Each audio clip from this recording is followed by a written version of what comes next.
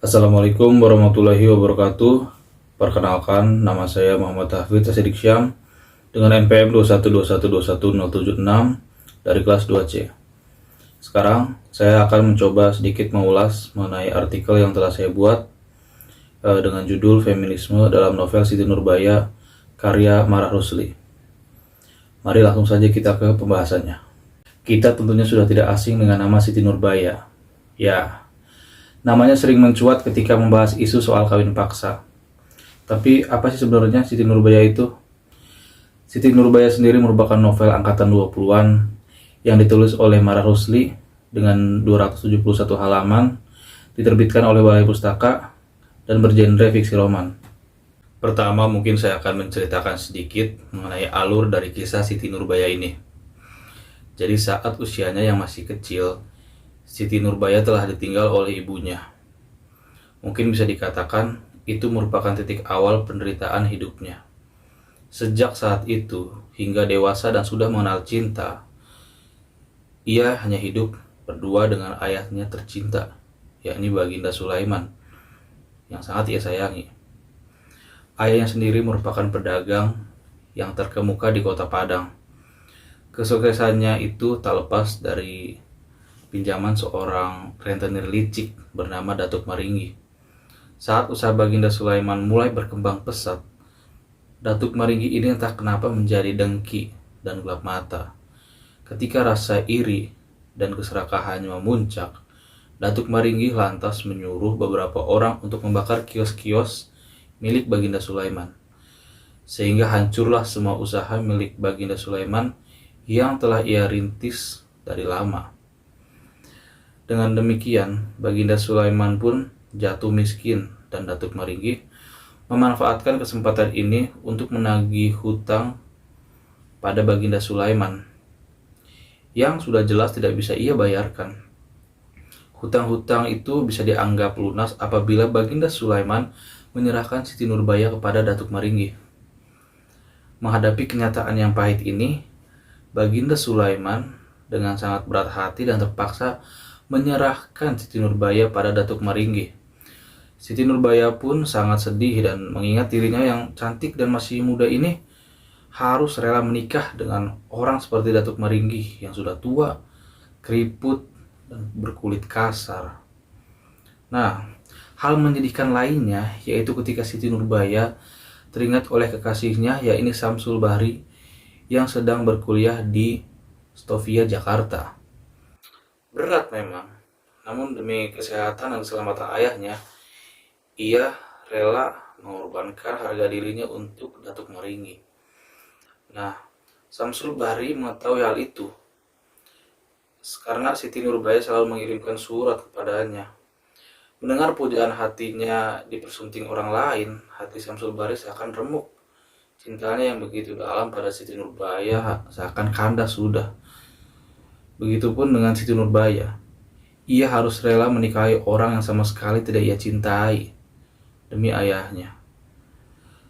Tapi tak lama kemudian ayahnya Siti Nurbaya yakni Baginda Sulaiman jatuh sakit karena tidak kuat dengan kemalangan yang bertubi-tubi datang menimpa keluarganya. Lalu Samsul Bahri pun pulang kampung untuk menemui keluarganya di Padang. Di balik itu, Samsul Bahri juga sangat ingin bertemu dengan Siti Nurbaya yang sangat ia rindukan tentunya. Ketika Samsul Bahri dan Siti Nurbaya sedang duduk di bawah pohon, Datuk Maringgi menghampiri dengan wajah kesal. Pasalnya mereka saling bercanda gurau dan Samsul Bahri seakan mengabaikan kenyataan bahwa Siti Nurbaya ini sudah milik orang lain gitu. Kemudian terjadilah keributan di antara mereka. Siti Nurbaya berteriak dan teriakan itu kebetulan terdengar oleh ayahnya yang sedang terbaring lemas di kasur karena sakit. Ayahnya yang ingin bangun malah tersungkur jatuh dan akhirnya menghembuskan nafas terakhir pada saat itu juga. Nah, mendengar hal itu, ayah dari Samsul Bahri yaitu Sultan Mahmud Syah yang merupakan penghulu di kota Padang sangat malu atas perbuatan anaknya, sehingga Samsul Bahri harus kembali ke Jakarta dan ia berjanji untuk tidak menemui keluarganya yang ada di Padang lagi. Datuk Meringgi juga tidak tinggal diam karena Siti Nurbaya telah diusirnya. Tak lama kemudian, Siti Nurbaya meninggal dunia karena memakan lemang beracun yang disengaja diberikan oleh kaki tangan Datuk Meringgi. Dan kabar kematian Siti Nurbaya itu pun terdengar sampai telinga Syamsul Bahri, sehingga ia menjadi sangat terpukul, putus asa, dan mencoba bunuh diri. Tetapi untunglah karena ia tak meninggal.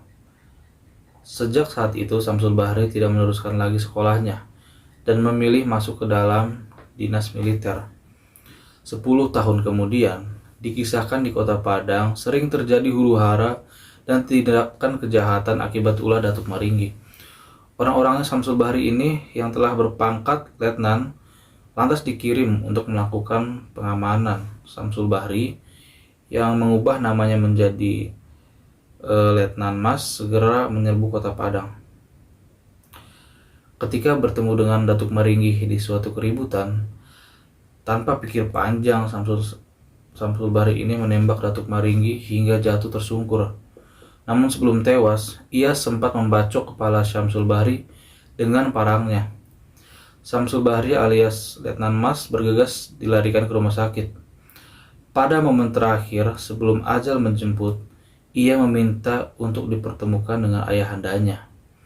Tetapi ajalnya lebih dulu merenggut sebelum Syamsul Bahri sempat bertemu dengan orang tuanya. Novel Siti Nurbaya ini sendiri lahir pada angkatan Balai Pustaka. Dilansir dari pengkajian prosa fiksi tahun 2017 karya Andri Wicaksono, Balai Pustaka atau Kantor Bacaan Rakyat merupakan suatu lembaga penerbitan yang didirikan oleh Belanda tidak semata-mata untuk kepentingan penerbitan sastra, akan tetapi juga ada suatu usaha untuk tidak menerbitkan karya sastra liar pada zaman tersebut. Lalu, menurut Bapak Bode Riswandi pada bukunya yang berjudul Benang Merah Prosa tahun 2021, mengatakan bahwa Balai Pustaka ini lahir pada tahun 1920. Karya-karya angkatan Balai Pustaka memuncak pada tahun 1925 sampai 1935 dan melemah pada tahun 1940. Jenis prosa periode ini dinominasi oleh roman. Roman-roman masa Balai Pustaka kebanyakan mengangkat permasalahan-permasalahan adat, gap antara kaum tua dan kaum muda, dan bersifat kedaerahan atau primordialisme. Contoh-contoh roman periode ini antara lain Azab dan Sengsara karya Merari Siregar, Siti Nurbaya karya Marah Rusli, Kehilangan Mestika karya Selasih, Salah Asuhan karya Abdul Muiz, dan lain-lain. Mari kita kembali lagi ke topik utama, yaitu feminisme dalam novel Siti Nurbaya.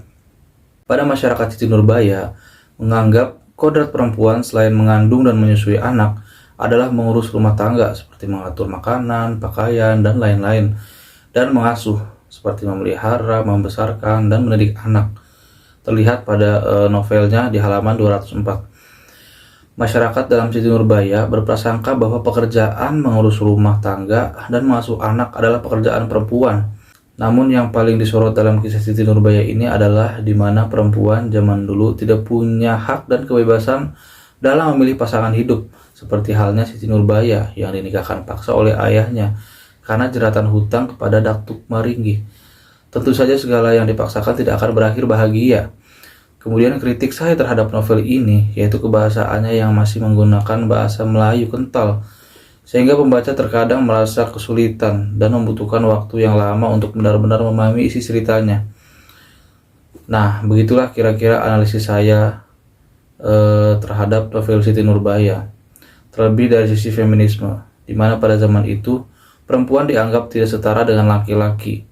Masyarakat pada zaman itu berpikir bahwa perempuan hanya harus mengerjakan pekerjaan rumah dan mengurus anak tanpa mendapat hak yang sama seperti yang laki-laki dapatkan, seperti bekerja di bidang yang diinginkan, mengenyam pendidikan yang layak, maupun menikah dengan pasangan yang dicintai. Mungkin sekian ulasan saya mengenai feminisme dalam novel Siti Nurbaya. Mohon maaf apabila masih terdapat banyak kekeliruan. Wassalamualaikum warahmatullahi wabarakatuh.